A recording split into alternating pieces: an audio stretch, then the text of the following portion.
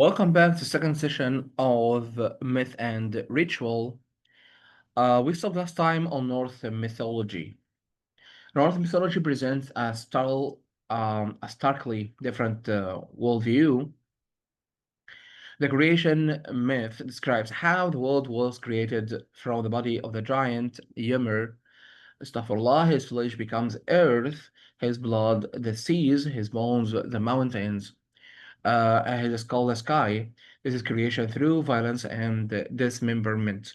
Setting a tune for Norse myths generally, the world tree um, Yggdrasil connects nine realms, including Asgard, home of the gods, um, Midgard, home of the humans, Helheim, realm of the dead. This tree is constantly threatened. A dragon knows its route. Deer eat its bark. It must be constantly intended or tended.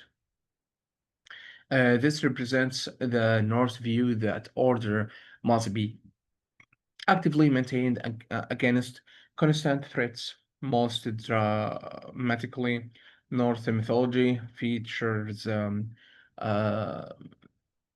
Ragnarok, the apocalyptic end of the world where gods and giants battle. The world burns and most gods die, including Odin and Thor. But after this destruction, the world is reborn green and fertile. A new generation of gods, astaghfirullah, emerged and the cycle begins again. Norse myth emphasize fate, even the gods, astaghfirullah, cannot escape their destined doom. They emphasize courage in the face of inevitable doom. Knowing you will die doesn't excuse cowardice. Warriors hope to die bravely in battle to be chosen by Udin for Valaha, and they emphasize cyclical cosmic patterns, creation, existence, destruction, rebirth, endlessly repeating. This worldview arose from Viking culture that faced harsh environments, constant warfare, and dramatic seasonal. It changed from summer's midnight sun to winter's darkness.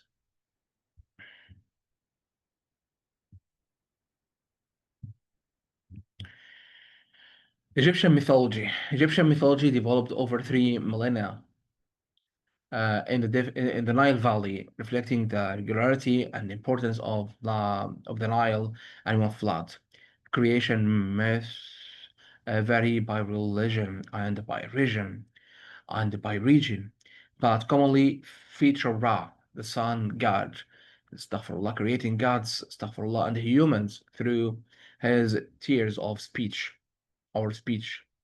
The sun's daily journey across the sky and through the underworld each night became a central mythic pattern.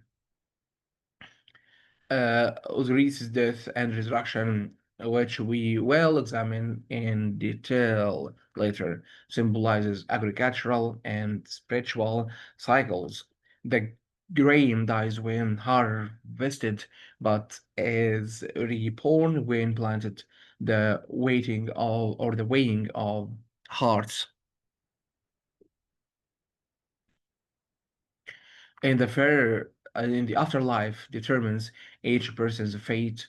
The deceased heart is weighed against the feather of Mat, truth, justice, cosmic order. If the heart is heavy with evil, it's devoured by Emmet, a composite demon. If it balances with the feather, the deceased enters the pleased afterlife. Egyptian myth emphasizes Maat's cosmic order, truth, justice, balance. The pharaoh's primary duty was maintaining Maat, Egyptian myths emphasize the centrality of the pharaoh as both God, astaghfirullah, and the man, mediating between divine and human realms. And they emphasize elaborate conceptions of the afterlife. Egyptians invested enormous resources in preparing for death, building tombs, mummifying bodies, providing gravegoats, all based on mythic understanding of post-modern mortem existence. The Egyptian worldview was fundamentally optimistic through proper ritual and moral living. Eternal life was achievable. Hindu mythology. Hindu mythology presents perhaps the most complex and philosophically sophisticated mythic system in the world. Time is conceived on a cosmic scale, creation and destruction cycles spanning billions and billions of years. One day of Brahma, the creator, equals 4.32 billion human years, and his night is equally long. The universe is created, exists, is destroyed, and is created endlessly. Within these vast cycles, the god Vishnu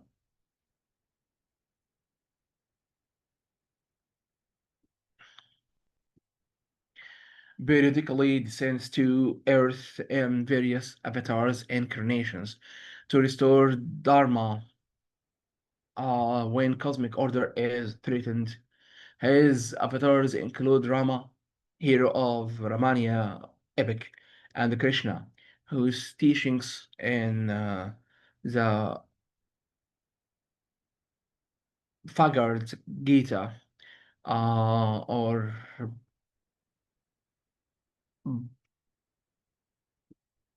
Bhagavad Gita form a central Hindu scripture.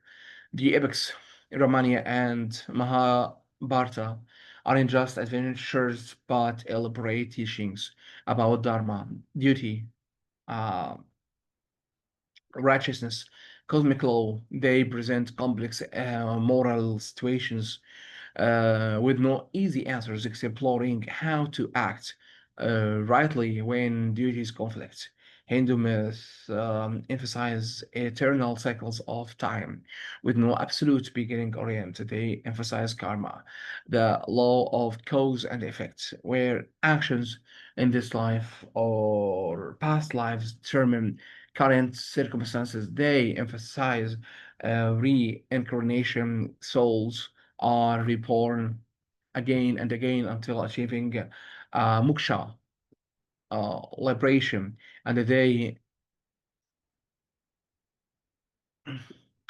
emphasize the ultimate unity of all existence in Brahman, the absolute eternal reality underlying all phenomena. Individual souls, Atman, are ultimately identical with Brahman. Separation in illusion, or separation is illusion, Maya. This worldview supports the complex Hindu religious system with its many paths: devotion, knowledge, action, mediation, all leading towards the same ultimate realization.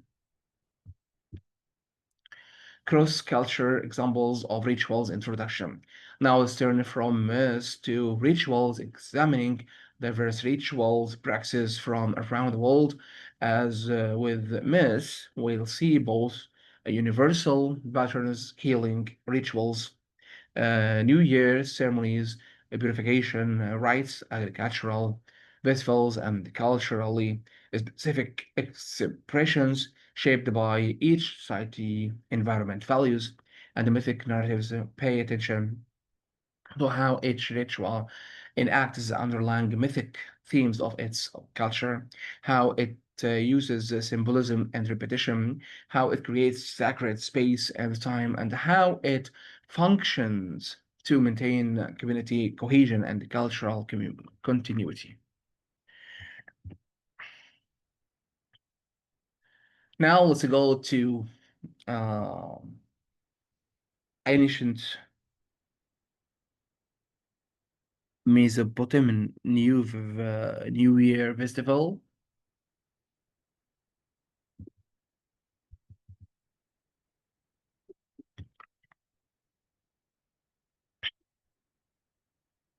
Navajo healing ceremonies. Let's begin with Navajo healing ceremonies, which beautifully illustrate the integration of myth and ritual for therapeutic purposes. These are complex multi-day rituals that can last everywhere and anywhere from 2 or 9 days, requiring enormous preparation and community involvement. They feature several key elements. First, ritual chants performed with perfect precision. These chants recount mythic narratives about the holy people, supernatural beings who established the patterns of healing in primordial time. The chanter called Hatali must memorize these perfectly. Even small errors can undermine the ceremony's efficacy. Second, elaborate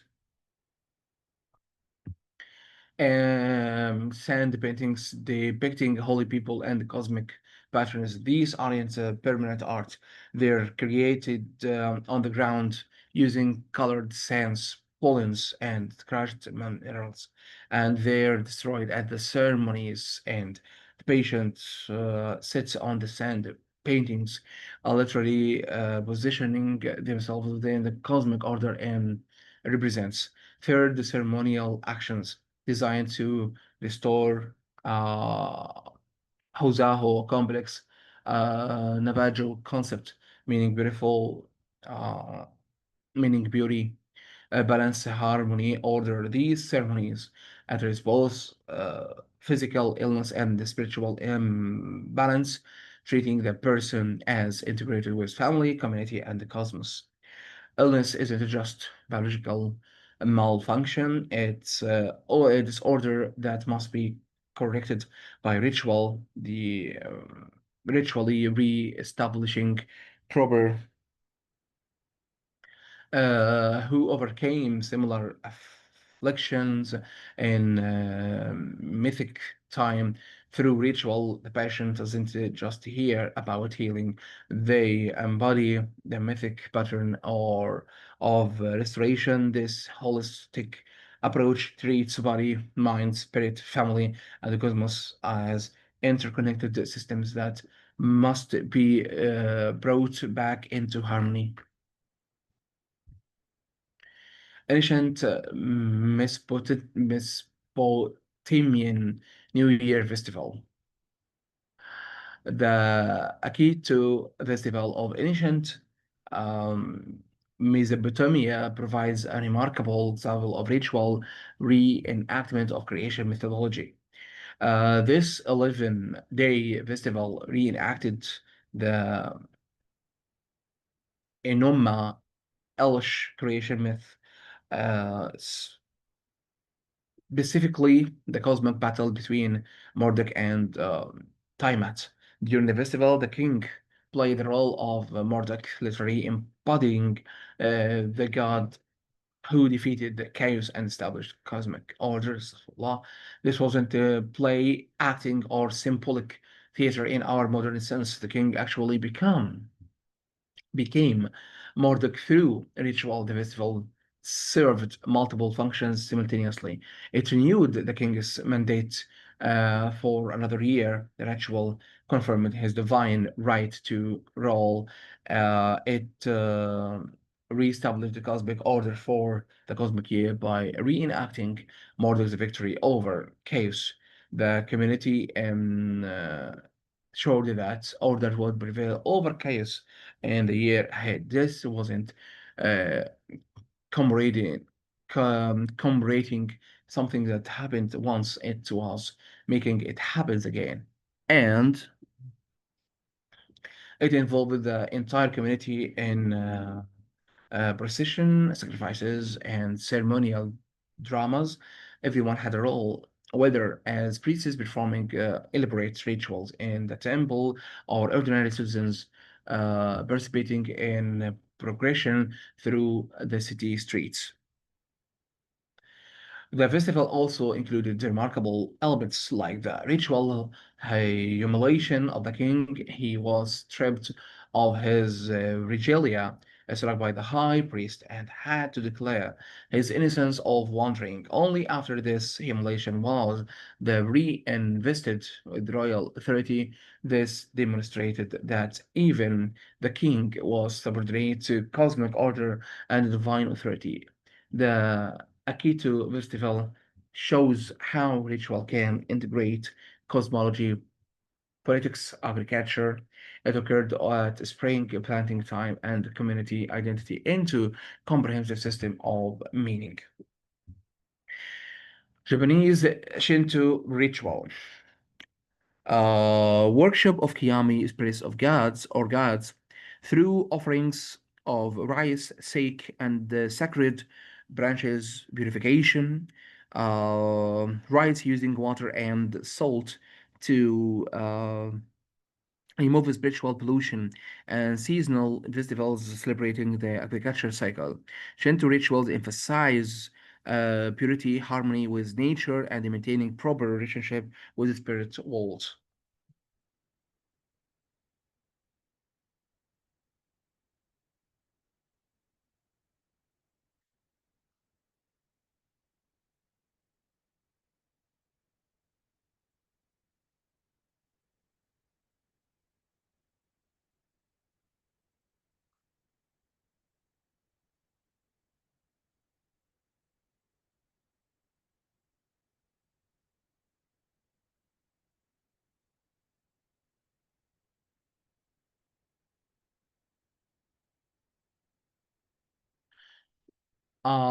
Shinto rituals center on worship of Kiyami spirits of God that inhabit natural features, ancestors, and various phenomena.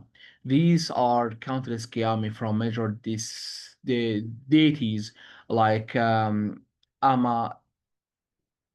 Terosa, the sun goddess, or to the Kiyami of particular mountains, rivers, trees, or stones.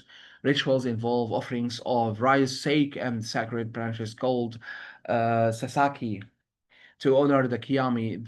These aren't payments or bribes, but gestures of respect and gratitude. Maintaining proper relationships to purification rites, using water and salt to remove spiritual pollution are central to Shinto practice. Before entering a shrine, worshippers wash their hands and rinse their mouths at a purification fountain.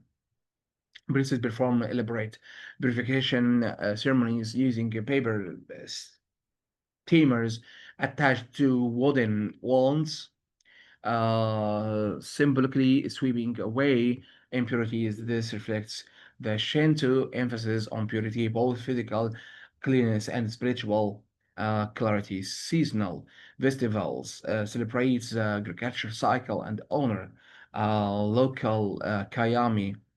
uh, Spring festivals pray for good harvest.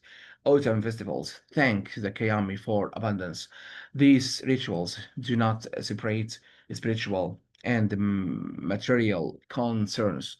The Kayami ensure cultural fertility, so honoring them is practically necessary, not just spiritually meaningful. Shinto rituals emphasize harmony with nature rather than the dominion over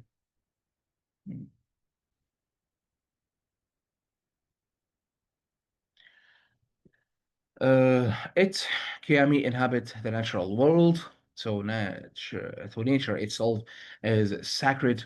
This this worldview has profoundly shaped Japanese aesthetics, architecture, and environmental attitudes. The famous Eyes Grand Shrine is rebuilt every 20 years in precisely the same style, using the same technique because a ritual that maintain traditions while acknowledging impermanence, a very Shinto sensibility.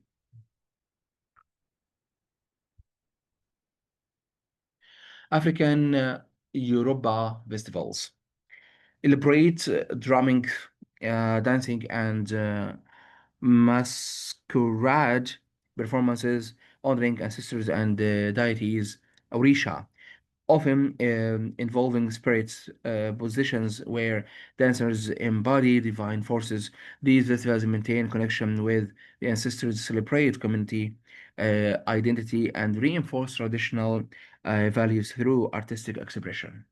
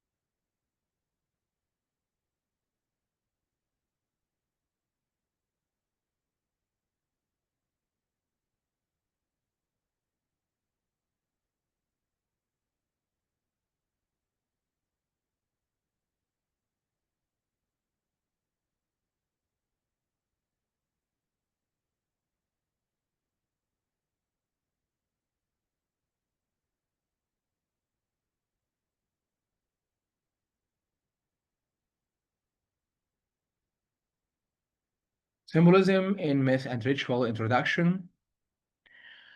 Um, Now let's explore the language that the myth and ritual speak. Symbolism.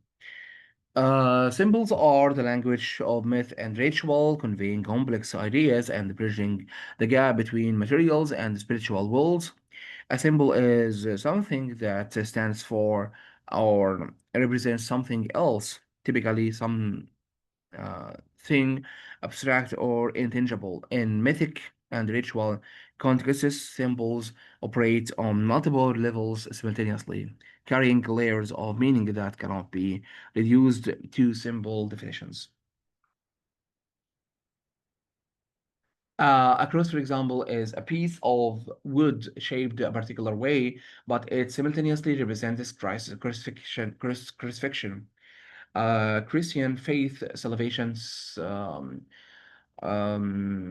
suffering, sacrifice, love, and the intersection of divine and human, heaven and the earth. All these meanings coexist in the symbol, activated in different ways depending on context. Understanding symbolism is essential to decoding the deeper meanings embodied in myth and rituals. Without understanding symbols, you miss most of what being communicated. It would be like trying to communicate poetry while taking everything literally. You're completely miss the point. Then let's go to the power of symbolic communication.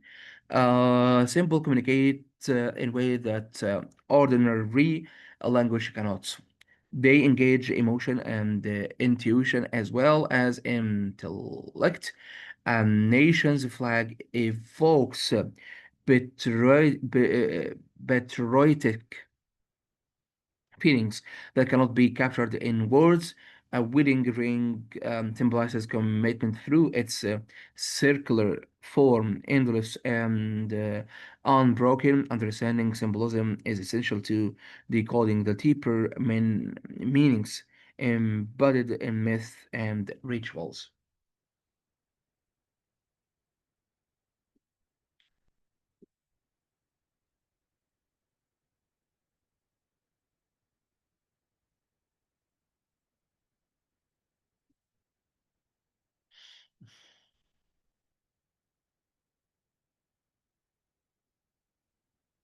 When we see, for example, serpents, eagles, mountains, or blood in mythic contexts, we need to understand what they symbol, um, which varies by culture but often draws on universal human experiences. This symbolic literacy allows us to read the myths and rituals as the complex text they are. Then let's go to animal symbolism. Animals frequently appear as symbolic motifs. The serpent represents renewal through shedding its skin, but also danger and deception. Uh, the eagle signifies transcends and the divine perspective. The bull embodies strength and fertility. Each culture develops its own symbolic association based on local fauna and cultural values.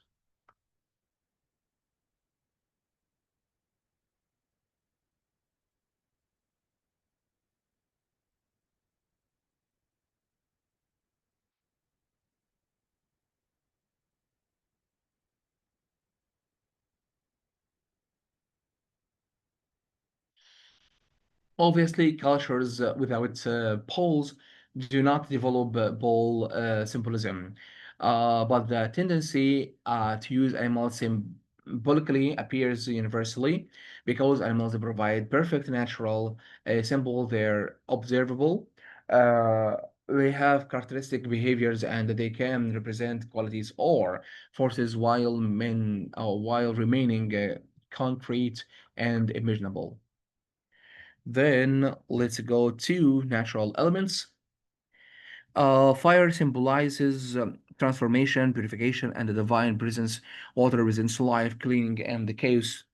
Mountains connect earth and the heavens, serving as sacred meeting places between human and the divine realms. These elements symbols appear across culture because they address universal human experiences.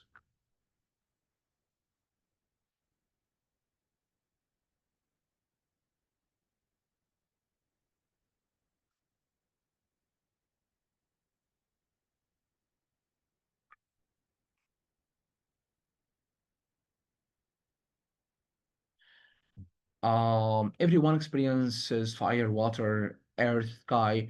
They provide ready made symbols for communicating about abstract spiritual realities.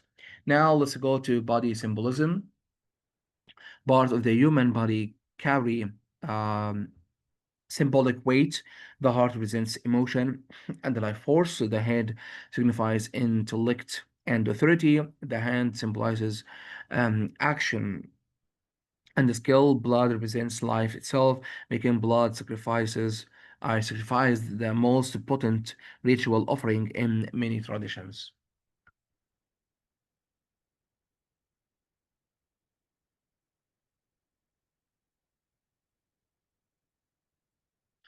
You're offering life force itself. Blood covenants and the blood oaths are the most binding because they involve life essence. Menstrual blood often has a special symbolic significance, seen as particularly powerful and sometimes dangerous, requiring ritual management. Body symbolism is powerful because it's experimental. We all have bodies, so body-based symbols speak to universal human experience while remaining concrete and specific. Now let's go to myth and rituals in education and society introduction. Myths and rituals have always been powerful educational tools teaching moral lessons and social norms. Uh, in memorable, emotionally engaging ways, unlike abstract ethical principles. Myths present moral truth through concrete narratives that stick in the mind and the heart. The story of King Midas and his golden torch warns against the greed more effectively than any sermon on the dangers of avarice.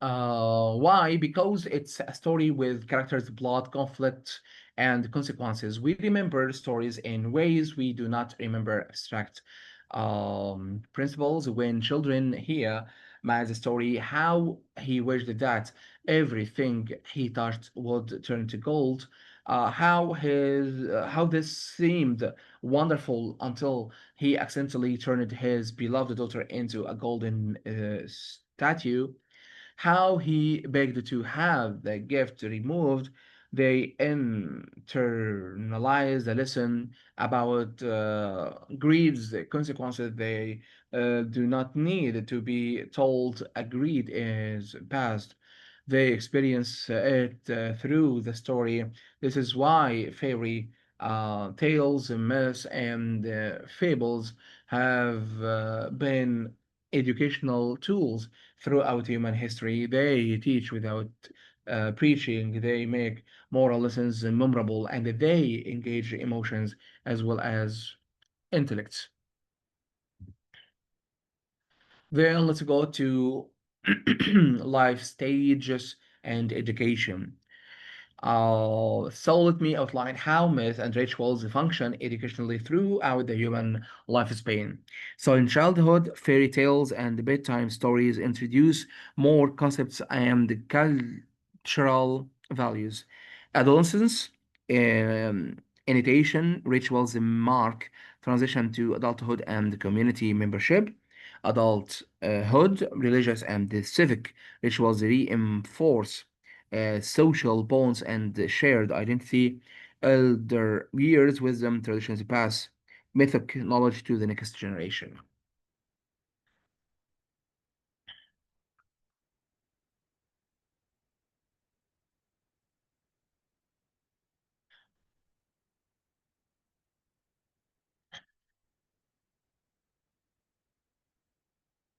Elders become tradition bearers, asserters who transmit culture memory in many traditional stories and societies.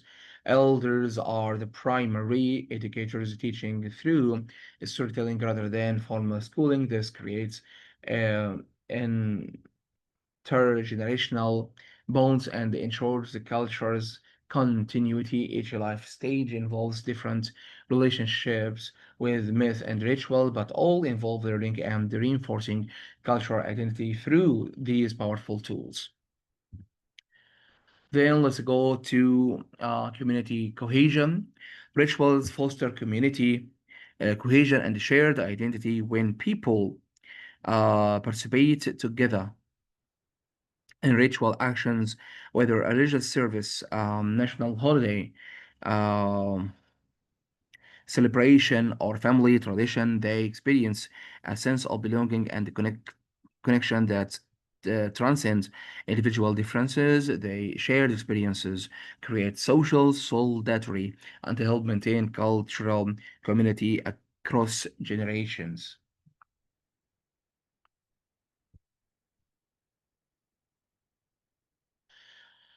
Think about a funeral. Yes, it honors the deceased and helps them transition to the afterlife, but it also brings the community together in shared grief, reaffirming social bonds and reminding participants of their shared mortality and mutual support.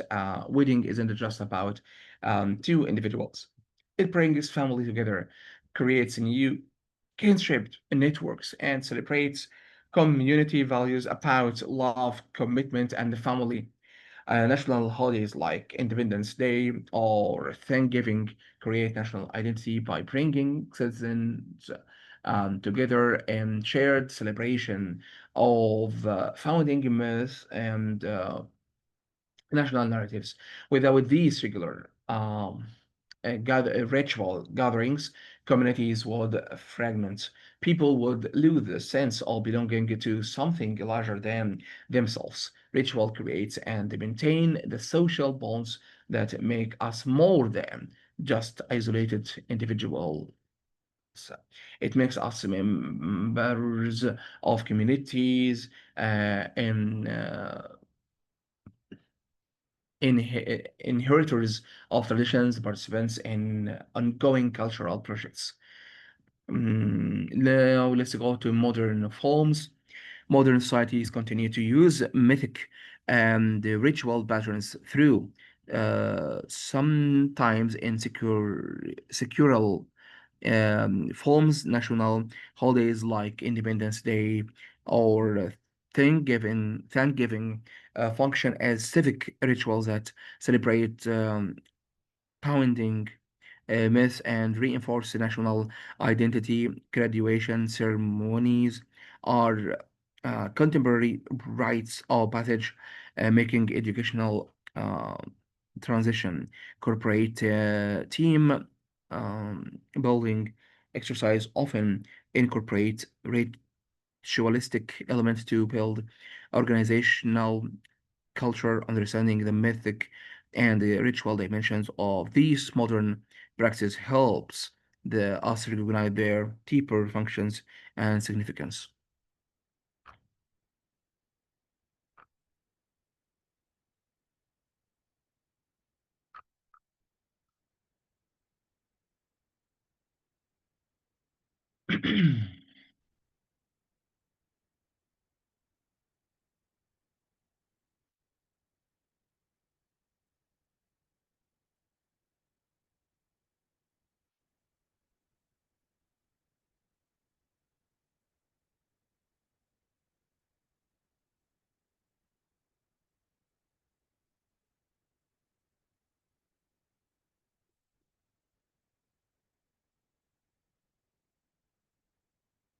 They're not just entertainment or tradition, they're how we create meaning, identity, and the community in the modern world.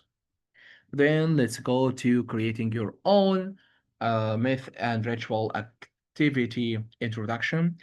Now it's time to apply what you've learned by creating your own myth and ritual. This creative exercise will help you understand the myth and ritual from the inside out, recognizing how cultural values, symbolic elements, and narrative structures work together to create meaningful stories and practices.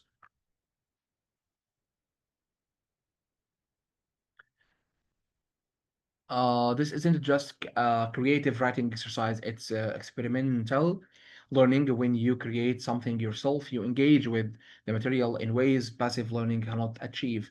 You'll face the same challenge ancient myth makers faced. How do I explain this phenomenon in a way that's memorable and meaningful? What symbols should I use? How do I convey values through narratives? What rituals, actions would appropriately enact this story? This activity bridges theory and practice, turning you from observers of myth and ritual into creators of myth and ritual. Let's walk through the process step by step. Brainstorm your myth. Choose a natural phenomenon. Why the sky is blue, why we dream, or social practice, why we shake hands, why we celebrate birthdays, that you want to explain. Consider what cultural values or lessons you want to convey through your myth. Will it be serious or humorous? What tune best serve this your message?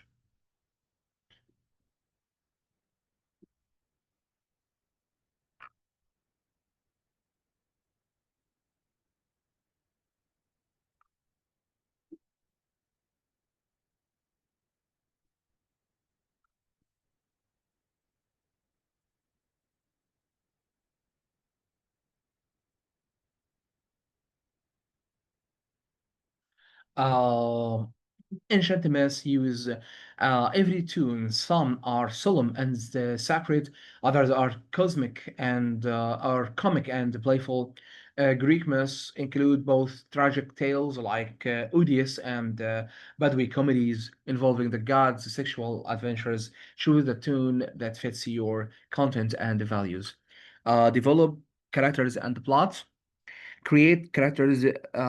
These might be gods, astaghfirullah, heroes, animals, or personified natural forces. Develop a narrative arc with a beginning, middle, and end. Include conflict and resolution. Make sure your story explains your chosen phenomenon in a way that reflects specific values or truth. Then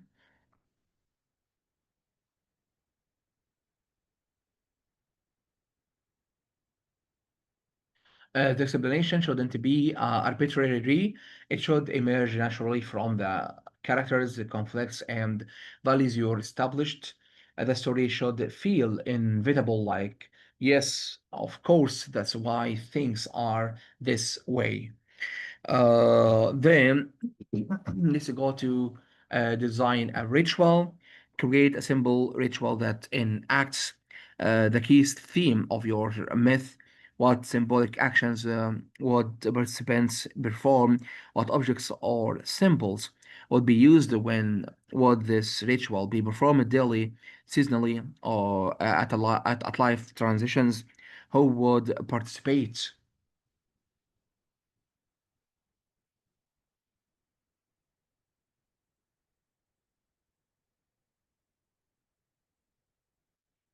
Everyone in the community or only certain groups, elders, warriors, priests, adolescents, being initiated individual or collective performance? Would it be led by specialists with historic knowledge, or could anyone perform it? Consider how participation patterns reinforce social structures and transmit values. Think about the practical and symbolic aspects. Where would it occur? What would people wear?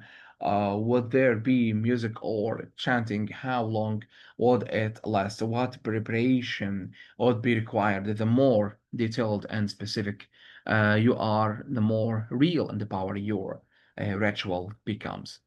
Then let's go to uh,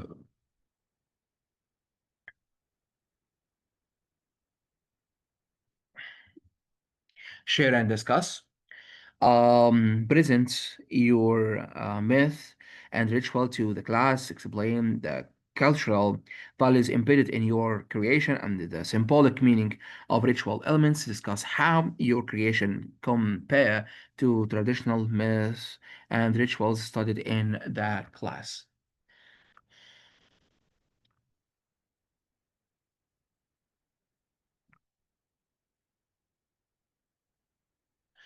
Do they follow similar patterns? The hero's journey, creation from chaos, death, and rebirth. Do your ritual use similar structures, separation, transition, incorporation?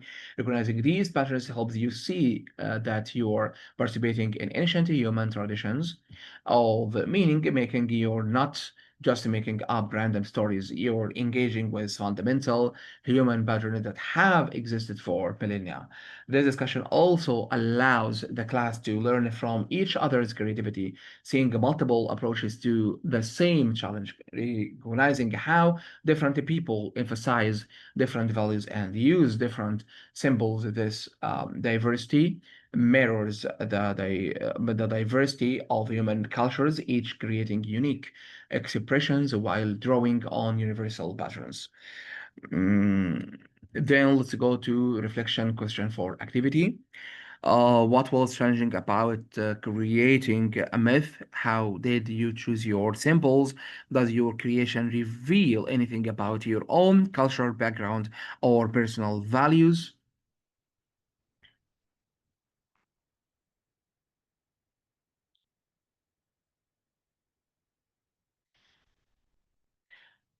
This is perhaps the most important question.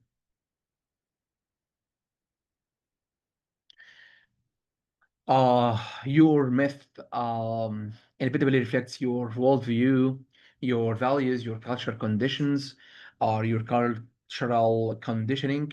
If you created a myth emphasizing individual heroism, what does that say about your cultural context? If you emphasize community cooperation, what does that reveal? If your myth features nature as dangerous chaos requiring human control versus natural or versus nature as a sacred harmony, humans must respect these reflects different cultural values. Analyzing your own creation becomes a form of cultural self-examination. You're not just learning about another culture's myths, you're understanding your own culture myths and assumptions, often for the first time, making conscious what was previous unconscious. Now let's go for case study introduction, promises and the ritual of fire.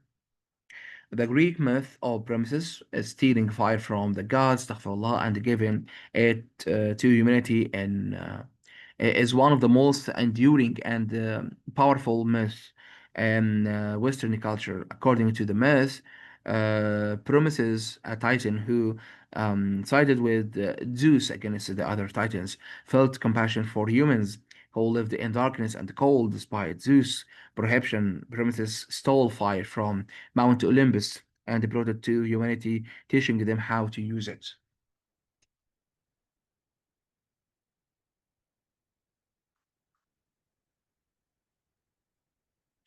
For warmth, cooking, crafting, and all the arts of civilization, this act of theft and gift fundamentally transformed human existence, elevating humans from helpless creatures to being capable of technological and cultural development. But this gift came at a tremendous personal cost to Prometheus.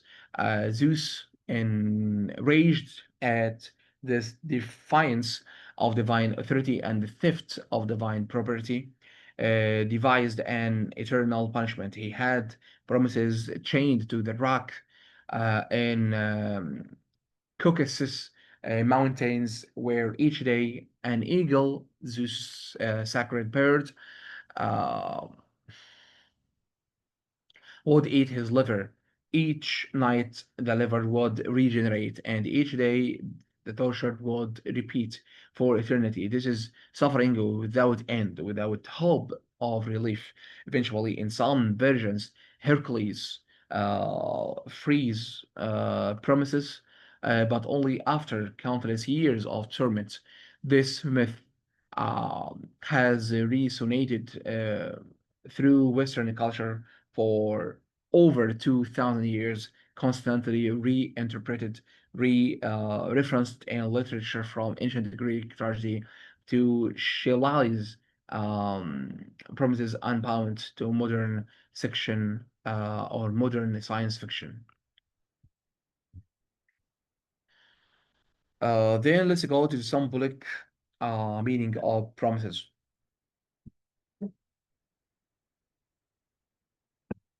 Fire represents far more than physical warmth and light. It symbolizes knowledge, technology, civilization, and human progress. Promises gift transformed human from helpless creatures into being capable of um, crafting tools, cooking food, forging metal, and ultimately building civilization. The myth explores the price of progress. Promises was punished by Zeus, chained to a rock where an eagle ate his liver daily. It regenerated each night, symbolizing eternal suffering for challenging divine authority.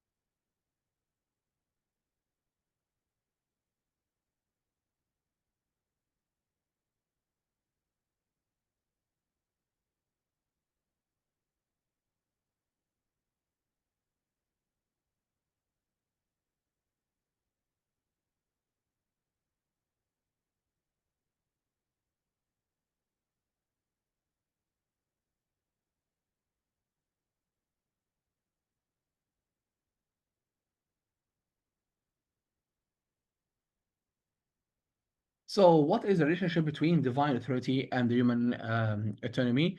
Zeus represents divine order and authority. Prometheus represents rebellion for humanitarian reasons. Is defying unjust authority heroic or hubristic? These are not ancient questions. They are utterly contemporary. Consider debates about artificial intelligence, genetic engineering, nuclear power, and other powerful technologies. We're essential asking, should we steal this fire? This technology elevate us or destroy us. What price will we pay for this knowledge? This promises myth provides a framework for thinking about technological advancements and its consequences. Uh, Profound question. This myth raises profound questions. Is knowledge worth suffering? Should the human accept their limitations or strive to transcend them? What is the relationship between divine authority and human autonomy? These questions remain relevant today in debates about artificial intelligence, genetic engineering, and other powerful technology. Fire in ritual practice. We will close with this wonderful information. Fire features prominently in rituals across cultures, directly connecting to them in the Promises myth. The Olympic flame lit in Greece and carried to host cities symbolizes the spirit of competition and the human excellence. Hindu Agni workshop treats fire as a divine messenger carrying offerings to the gods. Zoroastrian fire temples maintain eternal flames representing divine presence and purity. Buddhist candle lighting ceremonies symbolize enlightenment, dispelling ignorance. Christian Bachal candles represent Christ as light overcoming death, darkness.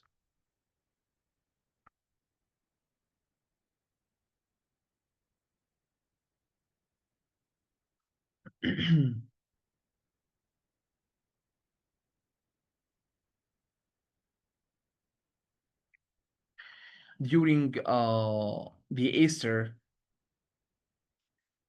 Vigil, the partial candle is lit from newly placed fire and carried into the darkened church while the congregation proclaims Christ our light. This represents resurrection, new life, divine presence, and the triumph of light over darkness. The symbolism again connects to promise. Christ brings divine gift to humanity at great personal cost, suffers, and ultimately brings transformation. All of these rituals, the uses of fire connects or connect to the themes in the Promises myth. Fire represents divine presence and power, the gift of knowledge and civilization, transformation, and purification, the connection between earthly and divine realms, and the light overcoming the darkness. These meanings are not arbitrary, they emerge from fire's actual properties and its importance in human development. We are the fire using species controlling fire was genuinely transformative in human evolution. So, fire naturally becomes a rich, multivalent symbols appearing in myths and rituals worldwide. So, thank you so much for watching me teaching you this wonderful subject, and we will continue, inshallah, starting from discussion question about fire next session. Until next time, tata for now.